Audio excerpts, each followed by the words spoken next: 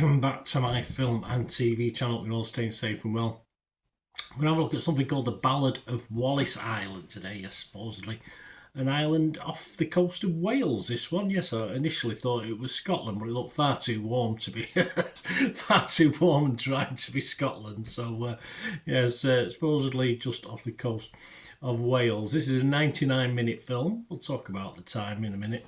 A British comedy directed by James Griffiths, and it stars Tim Key, Tom Basden and Carey Mulligan in the main roles. There's 2 or 3 other roles as well, but Basden and Key also co-wrote the film's screenplay, and based on a 2007 short film, the one and only Herb McGuire plays Wallis Island. Yes, I thought that the original title was long. That's even longer, which Griffiths also directed and Basden and Key also co-wrote. Yeah, so write what you know. Simple as that. Sit about. Well, Charles, played by Tim Key, an eccentric lottery winner, lives alone on a remote island and dreams of getting his favourite musicians, MacGyver, Mortimer. Yes, Tom Basden and Carey Mulligan take on them roles back together. His fantasy turns into reality when the bandmates and former lovers accept his invitation to play a private show at his home on Wallis Island. Old tensions all resurface as Charles tries desperately to salvage his dream gig. This had a limited theatrical release in the US. I'm not too sure about the UK. It doesn't say it. On March the 28th, 2025. Check your territory wherever you are if you're interested in watching this. I'm reviewing this on the 7th of May 2025. Right, fans of these nice, and yeah, it is a nice based British drama. We'll find a lot to like, I think, about this. Though you may at times have to be a bit of a fan of Tim Key as well to stick with it. It's how can I say this kindly? His style can be a little bit wearing, especially in this role that possibly suits him perfectly as far as the comedic elements concerned. Though he may just be overcooking the one-liners at times for me, and but generally gets away with it. And I say fans of this type of humour will be okay with it. They'll just be used to it. There's 1 or 2 people not used to it and didn't like it, but we'll talk probably about 1 or 2 of those later. Also, fortunately, he's ably helped by great chemistry with Tom Basden between the two, and then a lesser extent when the lovely Carey Mulligan arrives on the scene as well. It has all the normal good vibe feel about it. After 1 or 2 false starts, and as dramas go, the formula is tried and trusted and works for a very pleasant, and yes, I'll use the word nice again, watch. 10 or 15 minutes perhaps on the cutting room floor might have made this a little bit better, but a lovely setting, makes you want to be there. Of course it does, as long as there's Wi-Fi, of course. I love these things, but I do like modern life as well, so a mix of the two would be perfect, of course. Tom Bliss Laffrey from Variety liked it. He scored it 90 out of 100. He said, alive with plenty of droll British humour, it is, and with a music-filled picturesque finale that is sincerely earned, the Ballad of Wallis Island is the best kind of crowd pleaser, disarming, joyful and full of compassion for its oddball characters. This Sundance charmer doesn't hit a false note. Well, perhaps Tom Basden, it's a couple singing, but we'll allow for that. Robert Daniels, 75 out of 100. He's from RogerEbbett.com. The film bewitches you with its seemingly spontaneous humour. Well, it's just British humour. A card rate of original soul folk tunes and its adoration of the breathtaking surroundings. Yes, we all want to live on an island like this, but perhaps somewhere a little bit generally that's warmer all the time. Chase Hutchinson, though, from The Wrap, he's probably one of the harshest critics, and there are people who didn't quite get this or didn't quite like it. He only scored it 30, but he does sort of have a point in what he's making. For those perhaps not a fan of this British style humour, so yes, do beware if you don't like this sort of, UK based type of dramedy, is what we call them these days, isn't it? Chase for Hutchinson said it's a cute premise that ultimately gets wrung so dry that you're left waiting for it to finally stop. The majority of its jokes either land flat or are run into the ground.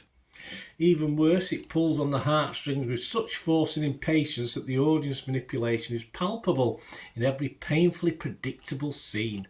Didn't like it, did he? I think the humour, it's bog standard British day-to-day humour. It's not done by committee, like these American things where they have about 8 writers throwing jokes at each other.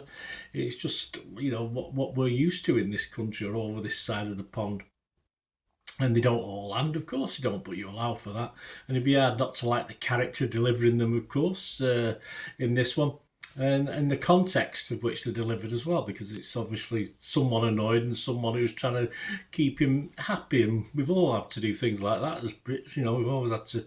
That's my way of dealing things is trying to make humour out of them. So it's just a standard thing. And anyway, we talked about predictability. Is there not predictability to this genre anyway, whether it's UK based, Australian, New Zealand, or USA based? I mean, of course there is. They're all predictable. It's how they present it out. It's how they come over. And I think there's still enough in this, because I thought one or two things were going to happen that didn't, and a couple of things happened that I didn't expect. So yeah, there's still a little bit of unpredictability in the outcome. And it's nice to see they made a little bit of effort for that as well, rather than being totally formulaic. So I think Chase, you've been a bit unfair, I think, but I don't think you fully understand the genre, or certainly over this side of the water. What are others saying? Well, Rotten Tomatoes generally love it. There you go, Chase.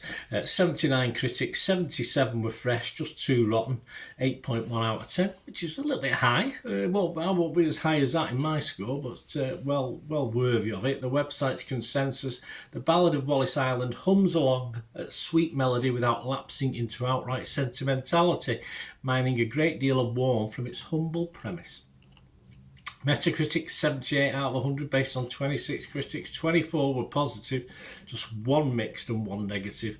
Rotten Tomatoes audience, Joe Public, you and me, loved it, 4.4 out of 5. Internet Movie Database, a lot of fans for this one, over 1,200 scores and reviews, and it's getting a 7.6. So I'm going to have a bit of a downer actually with my score, because as I said, I just thought it was a little bit overly long.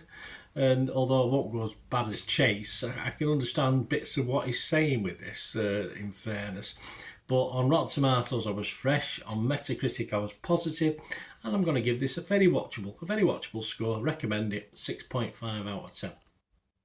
Tagline for this one was one very small gig for one very big fan. Well, that's my tagline anyway. I've sort of altered it slightly from what the tagline was. So there you go, guys. Let me know your thoughts. And I love, overall, just a nice watch. It's just a nice watch. If you feel a little bit low and just want a good ending, a nice ending, soppy ending to a film, I say it could have been soppier. That's what I like about it. It could have been much soppier than this. I didn't expect it to be a little bit more soppy, but it was just right, I suppose, for the film itself. So enjoy it. Let me know what you thought, guys, anyway, about this film or anything to do with film and TV. It's great to hear from you. Hope you enjoy how I do my little reviews with a view from other people as well. That's how I do it. That's my format. And if you want to help support this channel going forward and support me going forward for my efforts, thank you very much. There's different ways of doing that, and just subscribing is wonderful, but there are other ways as well. So all you have to do is keep watching and listening. Ways to help me out, guys, if you watch the ads, if the ads on this YouTube ads, that helps in a very little way, but it all helps. It all, watch the pennies and pounds look after themselves, they say, don't they? Or the pennies or the 10p's look after themselves. But if you watch the ads or follow the links on the ads as well, that's always a nice way to support the channel. If you sort of hang on for it, I've done that. I watched other people's and followed the ads, just something I fancied, which does happen from time to time. Of course, you can support me by pushing that subscribe button as mentioned earlier, and that's of course pressing the button so you know when these vlogs are coming out. And of course, I'm always interested in your opinions, and of course, if you can give us a like, that'd be wonderful as well. So thanks for watching, guys. Hopefully I'll join you very, very soon with something else. Until we meet again, I'll never ask one thing, don't I? Please stay safe, everyone. Bye for now.